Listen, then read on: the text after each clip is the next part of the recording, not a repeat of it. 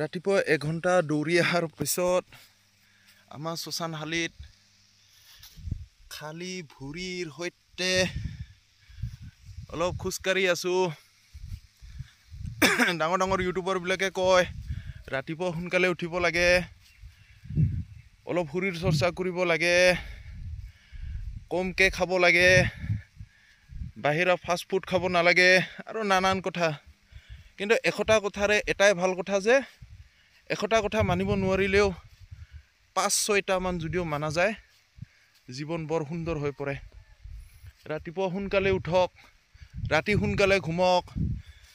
ডাঙৰ মানুহে আৰু এটা কৈছে যে 6 ঘণ্টাতকৈ বেছি শুব নালাগে।